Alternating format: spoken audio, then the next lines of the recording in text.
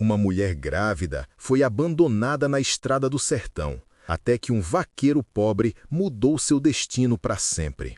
O sol escaldante do meio-dia transformava a terra rachada numa fornalha que parecia querer torrar sua alma junto com sua carne, enquanto o vento quente do Nordeste levantava redemoinhos de poeira vermelha ao redor de seu corpo caído como urubus esperando a morte chegar.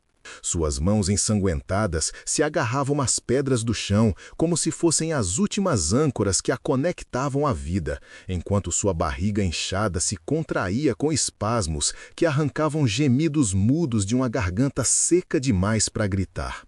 A carroça tombada jazia a 40 metros de distância, suas rodas quebradas apontando para o céu como braços suplicantes, enquanto os restos de suas pertences se espalhavam pelo chão como lágrimas de madeira e tecido. Uma mancha escura de sangue marcava o lugar onde ela havia caído quando os bois se assustaram com a cascavel. E as moscas já começavam sua dança macabra ao redor dos ferimentos que decoravam seus braços como flores malditas pintadas com dor. O bebê em seu ventre lutava contra as paredes de sua prisão de carne, chutando com o desespero de quem sente que o mundo está desmoronando antes mesmo de conhecê-lo. Os urubus descreviam círculos cada vez menores sobre sua cabeça, suas sombras se projetando sobre seu rosto como presságios de uma morte que se aproximava com a inevitabilidade do pôr do sol. Mas aqui está o que me assombra sobre essa história quando você vê uma mulher morrendo sozinha na caatinga, carregando vida em suas entranhas. Você para ajudar mesmo sabendo que pode arriscar tudo pelo que lutou? Ou se convence de que outra pessoa vai aparecer, alguém mais corajoso, alguém com mais a oferecer?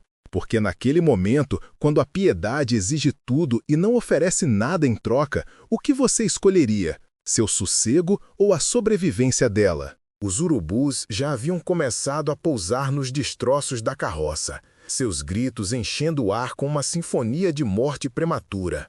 E naquele momento congelado de agonia, uma decisão a condenaria a se tornar mais uma cova esquecida no sertão ou transformaria ambas as vidas de maneiras que nenhum dos dois poderia imaginar. 5 dias antes, o amanhecer havia nascido claro e silencioso sobre o pequeno sítio onde João Batista puxava a água do cacimba com o mesmo ritmo constante que mantinha há 9 anos. O balde de madeira rangia contra a corda enquanto descia para a escuridão, voltando com água tão fria que fazia seus dentes doerem quando bebia. Suas mãos calejadas, permanentemente manchadas pela terra vermelha e pelo sol, se moviam com a eficiência de um homem que havia aprendido a sobreviver sozinho numa terra que matava os descuidados e enterrava os fracos. Os pés de milho em sua roça humilde mal chegavam ao joelho, suas folhas já amarelando nas bordas pela seca inclemente que havia transformado os sítios vizinhos em monumentos ao fracasso. O rosto curtido de João, esculpido pelo vento e pela preocupação em rugas prematuras, não mostrava expressão enquanto inspecionava sua plantação que lutava para sobreviver. Havia plantado com os últimos cruzeiros de suas economias, apostando tudo em chuvas que nunca vieram e numa fé que ficava mais fina a cada amanhecer sem nuvens.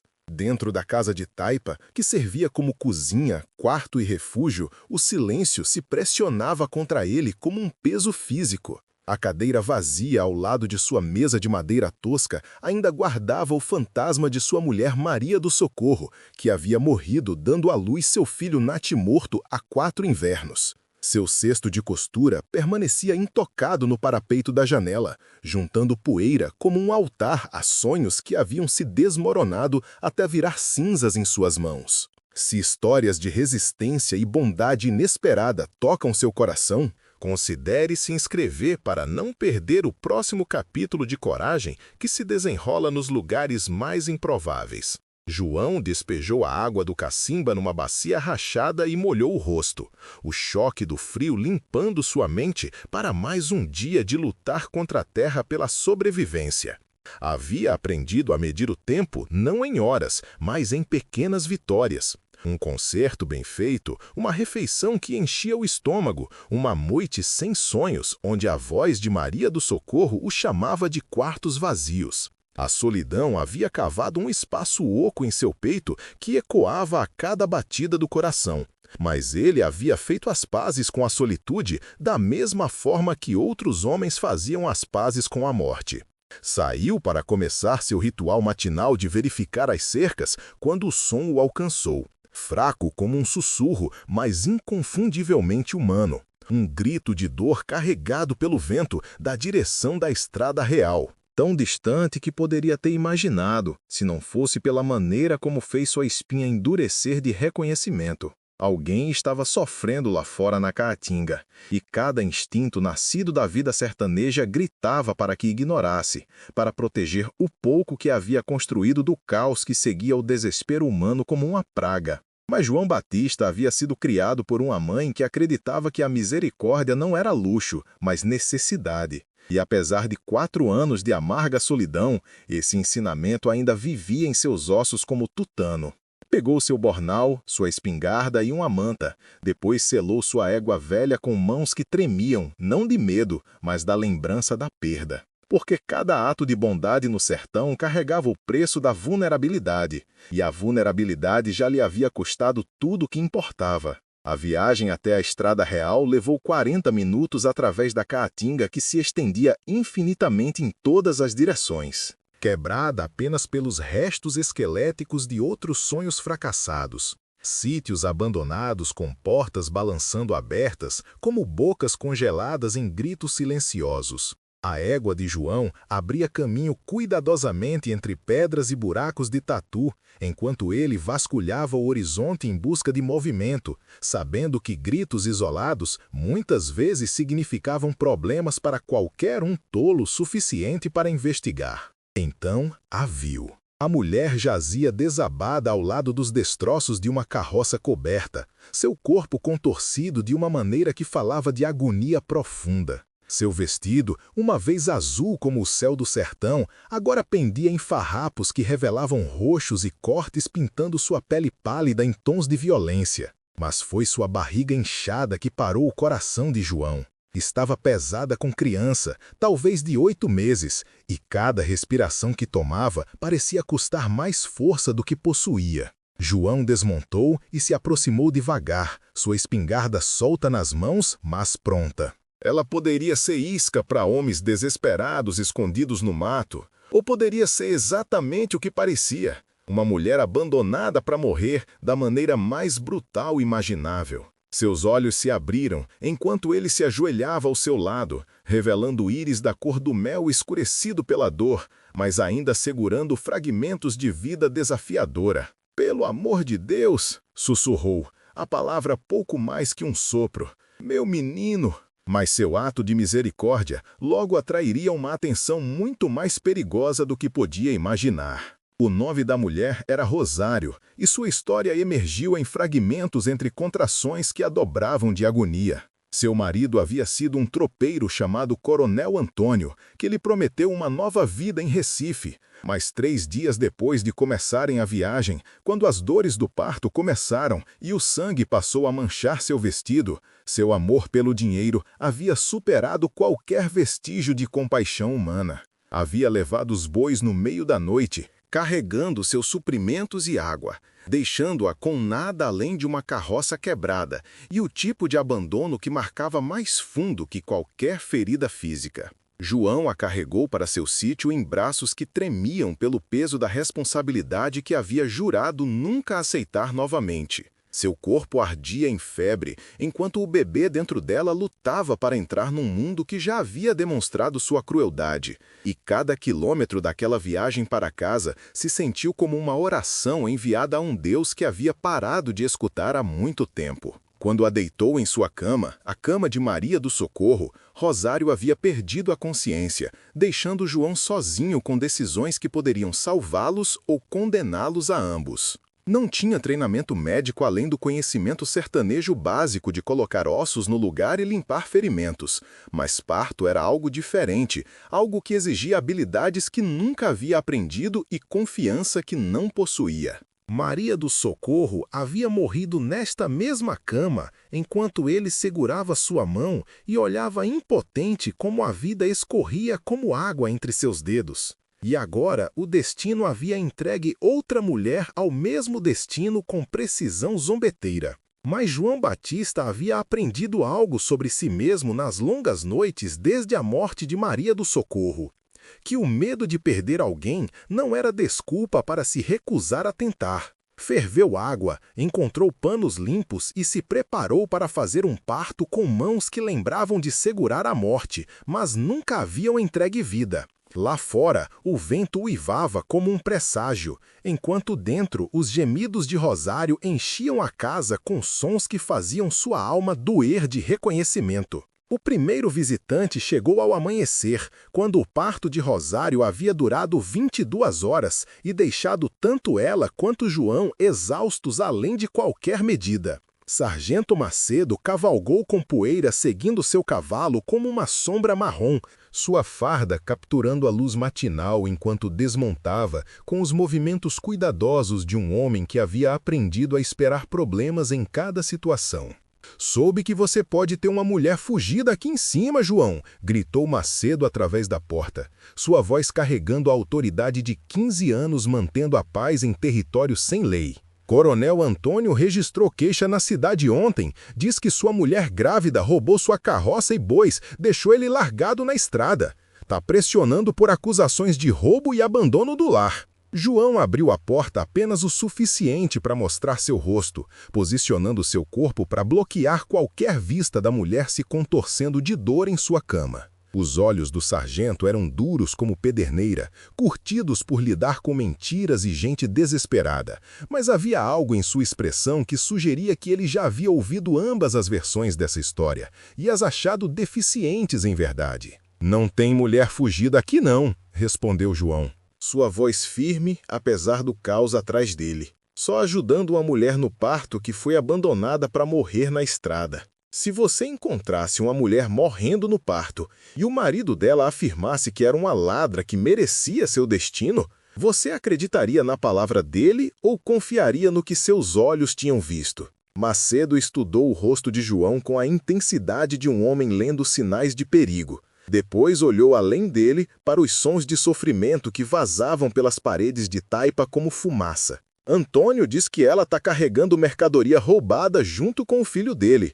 Diz que ela tem as joias da mãe morta dele e 2.000 cruzeiros em ouro que pertenciam ao negócio da família." A acusação atingiu João como um golpe físico, porque ele não havia pensado em revistar os pertences de Rosário. Não havia considerado que seu desespero poderia estar enraizado em culpa mais do que em inocência. Mas quando outro grito de dor emergiu da casa, seguido pelo som de Rosário chamando seu nome em delírio, João tomou a decisão que definiria não apenas seu caráter, mas seu destino. "Sargento, quaisquer que sejam os crimes que ela possa ou não ter cometido, ela está lutando por 2 vidas agora", disse João, pisando completamente na soleira para que Macedo pudesse ver a determinação em seus olhos. "Quando esse menino nascer e ela puder falar por si mesma, aí a gente resolve questões de roubo e justiça. Mas até lá, ela fica sob minha proteção."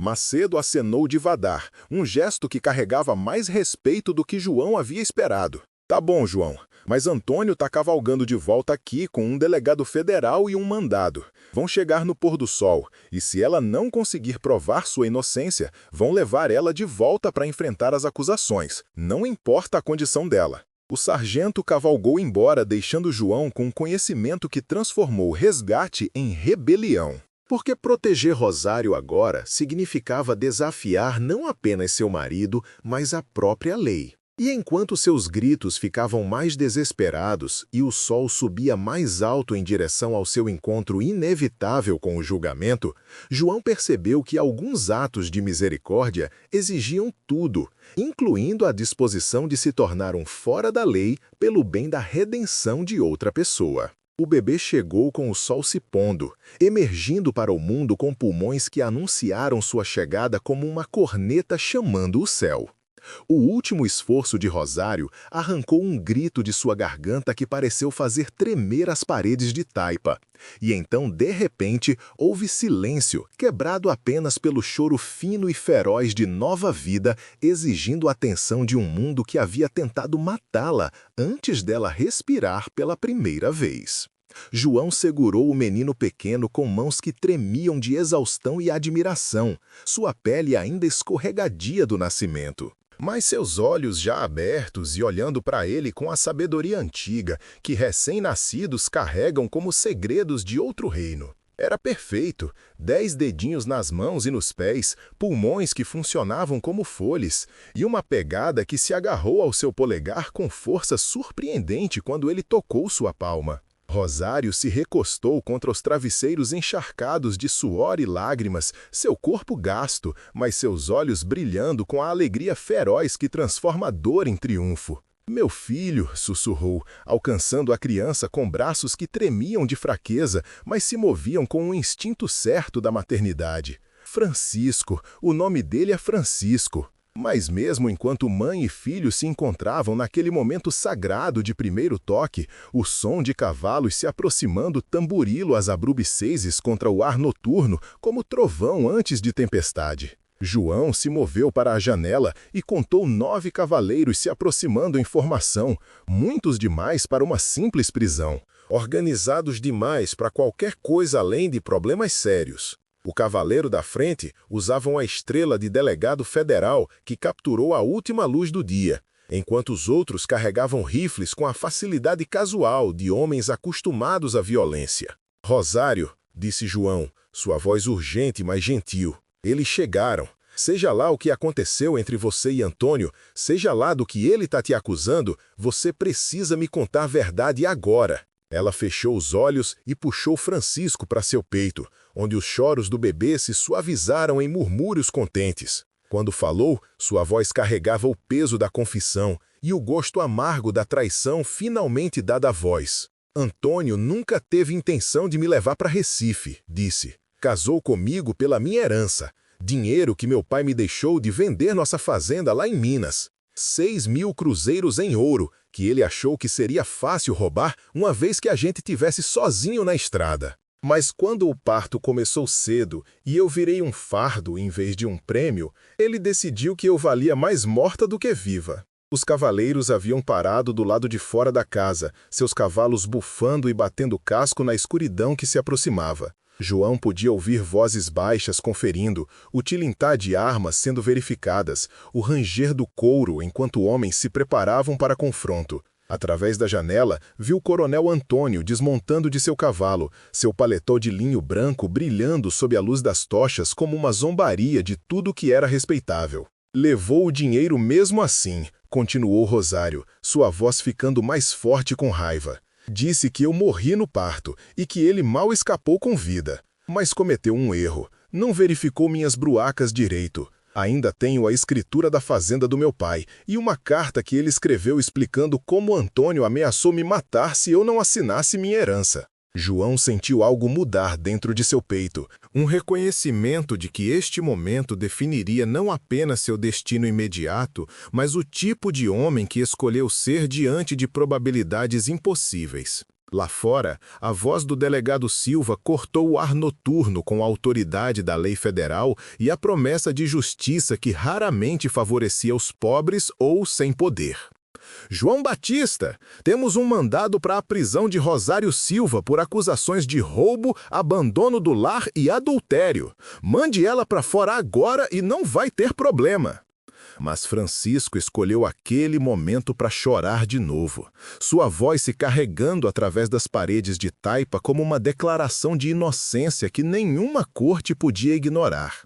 E naquele som, João ouviu não apenas o protesto de nova vida, mas o eco de cada criança que já havia precisado de proteção da crueldade de adultos que haviam esquecido o que misericórdia significava. "Se 9 homens armados exigissem que você entregasse uma mulher que acabou de dar à luz, você abriria a porta e confiaria na versão deles de justiça? Ou os faria provar sua retidão com algo mais que distintivos e armas?" João abriu a porta, mas não se afastou, seu corpo enchendo a moldura como uma barreira entre 2 mundos. Um onde a força fazia o certo e um onde proteger o inocente importava mais que autopreservação.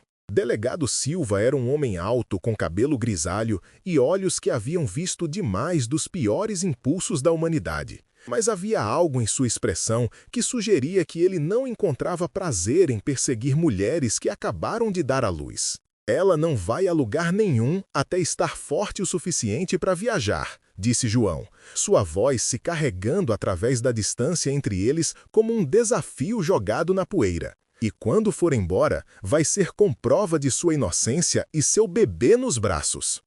Antônio se adiantou. Seu rosto de coronel arrumado, numa expressão de indignação justa que poderia ter convencido homens que não haviam passado suas vidas aprendendo a ler a diferença entre performance e verdade. Delegado, essa mulher roubou 6.000 cruzeiros do nosso negócio de família e abandonou seus deveres cristãos como esposa. A lei é clara sobre tais assuntos. A lei também é clara sobre tentar assassinar sua mulher grávida, respondeu João, nunca tirando os olhos do rosto de Silva. Rosário tem documentação que contam a história diferente da que você anda espalhando. Por um momento que se estendeu como eternidade, os dois grupos se enfrentaram através de 40 metros de sertão que havia testemunhado incontáveis confrontos similares. A mão do delegado descansava em sua arma, mas não a havia sacado, enquanto seus homens esperavam ordens que poderiam terminar em derramamento de sangue ou algo que se aproximasse da justiça. O rosto de Antônio havia começado a mostrar rachaduras em sua máscara piedosa, revelando vislumbres do desespero que levava homens a abandonar mulheres grávidas no sertão. Então, a voz de Rosário veio de dentro da casa, fraca, mas clara o suficiente para chegar a cada homem presente.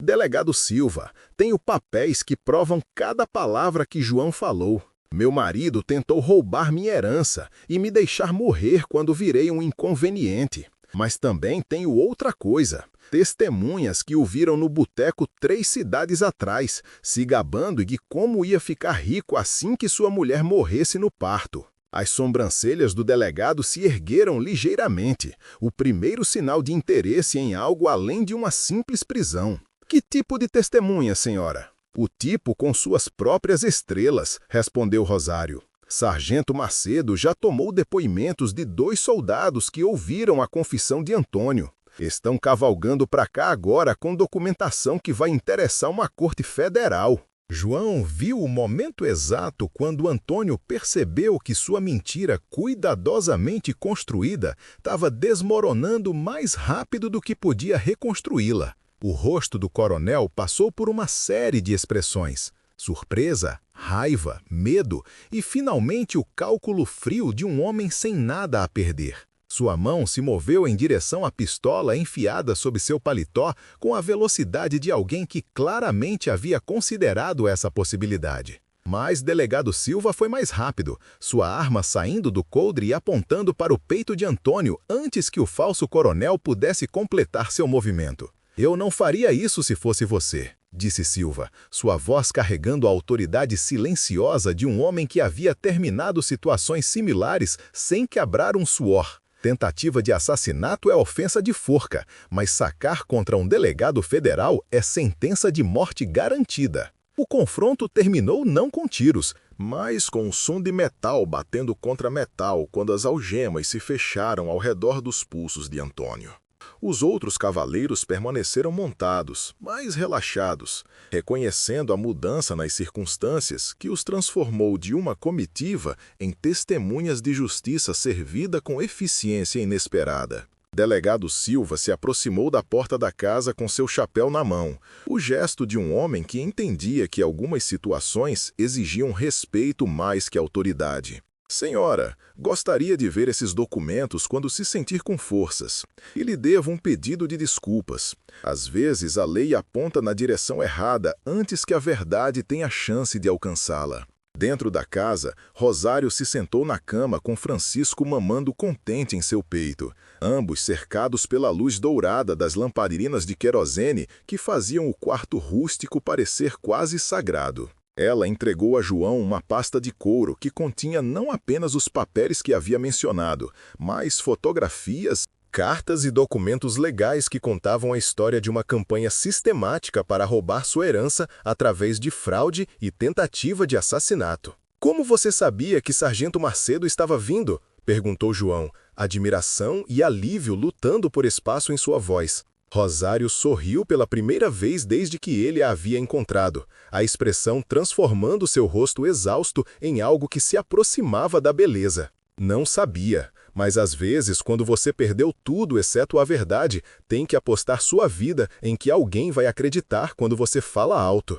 A resolução veio com rapidez surpreendente, uma vez que a verdade emergiu por trás das mentiras cuidadosamente construídas de Antônio. A investigação do delegado federal revelou um padrão de fraude que se estendia através de 5 estados, com Rosário sendo apenas a vítima mais recente numa série de esquemas que haviam mirado viúvas e mulheres órfãs com propriedade ou dinheiro. Antônio enfrentou acusações que o manteriam na prisão federal pelo resto de sua vida natural, enquanto Rosário se viu não apenas livre, mas rica o suficiente para começar de novo onde escolhesse. Mas liberdade, João aprendeu, às vezes carregava seu próprio peso complicado.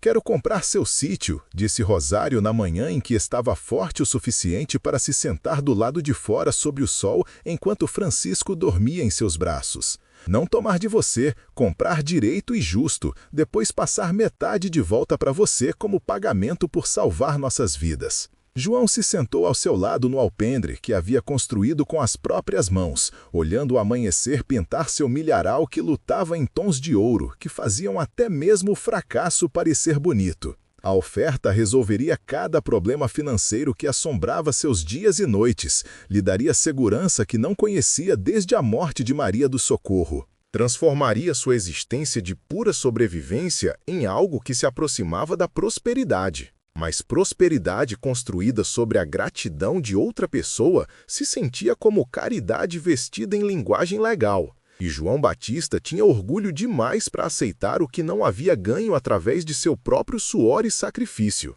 Fique com seu dinheiro, disse, sua voz gentil, mas firme. Compre terra própria, algum lugar onde Francisco possa crescer seguro. O que fiz por vocês não foi negócio, foi só ser humano quando humanidade era necessária. Rosário estudou seu perfil com olhos que haviam aprendido a reconhecer caráter, da mesma forma que outras pessoas reconheciam padrões do tempo. Então, deixe-me fazer uma oferta diferente, disse. Faça sociedade comigo. Use seu conhecimento de agricultura e meu dinheiro para construir algo que nenhum de nós poderia criar sozinho. Não caridade, não pagamento. Sociedade baseada no que podemos contribuir para o sucesso um do outro. A ideia se estabeleceu na mente de João como sementes encontrando terra fértil. Sociedade significava risco compartilhado e recompensa compartilhada. Significava construir algo maior do que qualquer um deles poderia conseguir sozinho. Significava a possibilidade de comunidade num lugar onde solitude havia sido sua única companhia por muito tempo. Mais importante, significava que Francisco cresceria com uma figura paterna que entendia tanto a dureza da vida sertaneja quanto a necessidade de bondade quando dureza sozinha não era suficiente. Sócios iguais? Perguntou João, estendendo sua mão em direção a Rosário, com o gesto formal de homens selando acordos que amarrariam seus futuros juntos. Sócios iguais, ela concordou, pegando sua mão na dela enquanto Francisco fazia pequenos sonhos dormindo entre eles. Na agricultura, em criar este menino e em provar que às vezes misericórdia é o investimento mais prático que uma pessoa pode fazer. O aperto de mão durou mais que negócios exigiam, reconhecendo não apenas um arranjo financeiro, mas o reconhecimento de duas pessoas que haviam encontrado na companhia um do outro um refúgio da solidão que havia se tornado pesada demais para carregar sozinho. 10 meses depois, enquanto João observava Francisco dar seus primeiros passos através do alpendre de sua casa expandida, entendeu que alguns resgates funcionavam dos dois lados. Havia salvado Rosário e seu filho da morte numa estrada empoeirada, mas eles o haviam salvado de algo potencialmente pior. Uma vida tão definida pela perda passada que não conseguia reconhecer possibilidade presente. O milho cresceu alto naquela temporada, nutrido pelo açude que haviam cavado juntos e o sistema de irrigação que o dinheiro de Rosário havia tornado possível. Seu pequeno sítio se tornou conhecido em todo o território, não apenas por sua prosperidade,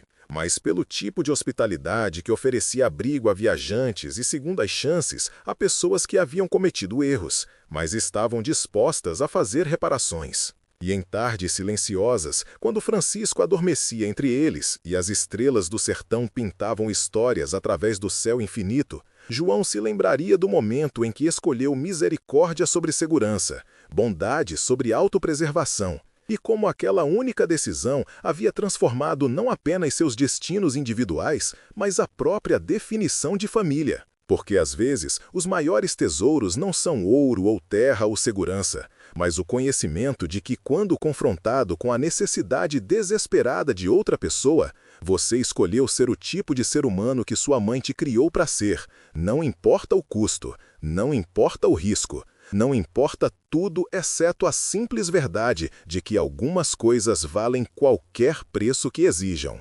Os anos passaram e sua história se tornou lenda no território, não porque fosse única, mas porque lembrou as pessoas do que era possível quando estranhos escolhiam ver uns aos outros como seres humanos dignos de resgate em vez de problemas a evitar. João e Rosário construíram mais que um sítio próspero. Construíram um legado de compaixão que inspirou outros a olhar além de suas próprias necessidades imediatas quando confrontados com a crise de outra pessoa. E Francisco cresceu sabendo que sua vida começou não com abandono, mas com resgate, não com crueldade, mas com o tipo de amor que não exigia nada em troca, exceto a promessa de passar tal bondade adiante quando seu próprio momento de escolha inevitavelmente chegasse. Você teria parado por uma mulher grávida sangrando na beira da estrada, sabendo que misericórdia poderia custar tudo pelo que você havia trabalhado para construir? Ou teria se convencido de que outra pessoa apareceria, alguém com mais a dar e menos a perder? Porque essa escolha entre conforto e compaixão, entre segurança e serviço a algo maior que nós mesmos, define não apenas nosso caráter individual, mas a própria alma da civilização. Se inscreva para mais histórias que nos lembram o que significa ser humano quando a humanidade é testada por circunstâncias que arrancam tudo, exceto nossa disposição de escolher amor sobre medo. Clique no próximo vídeo para descobrir como a confiança de um menino cego na voz de um estranho levou a um confronto que mudou o entendimento de uma cidade inteira sobre o que coragem realmente significa.